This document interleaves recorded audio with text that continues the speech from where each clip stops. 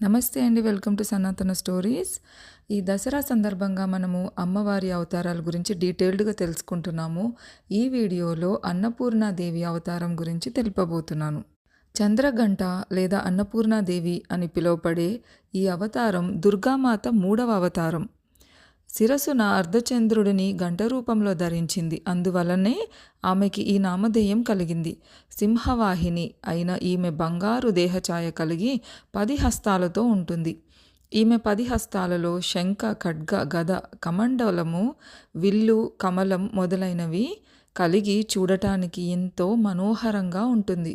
అన్నపూర్ణదేవి అనగానే మనకి గుర్తొచ్చే శ్లోకం ఊర్వీ సర్వజయేశ్వరీ జయకరీ మాతా కృపా సాగరీ నారీ నీల సమాన కుంతలధరీ నిత్యాన్నదానేశ్వరీ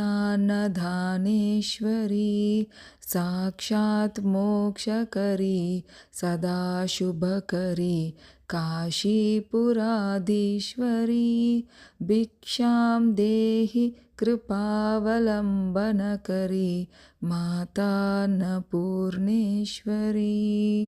కాశీ లేదా వారణాసి అనగానే అందరికీ గుర్తొచ్చే విషయాలు పవిత్ర గంగానది, కాశీ విశ్వనాథుడు.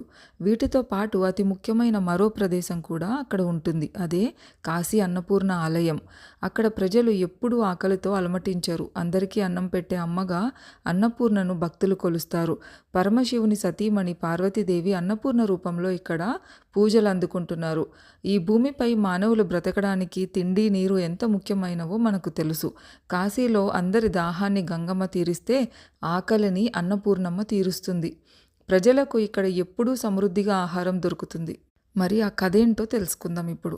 కాశీ అన్నపూర్ణాదేవికి సంబంధించి ఒక కథ ప్రచారంలో ఉంది. పవిత్ర హిందూ గ్రంథాలు, పురాణాల ప్రకారం ఓసారి పరమశివుడు ప్రపంచంలో అన్నంతో సహా అన్నీ మాయే అని అన్నాడట.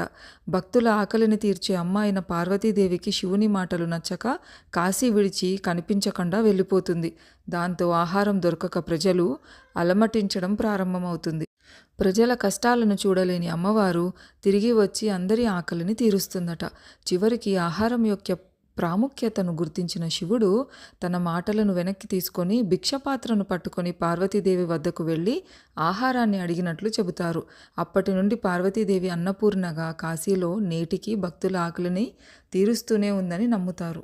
మీకు ఈ వీడియో కనుక ఇన్ఫర్మేటివ్గా అనిపించుంటే లైక్ చేయండి, కామెంట్ చేయండి, అలాగే మీ ఫ్రెండ్స్ అండ్ ఫ్యామిలీతో షేర్ చేయండి.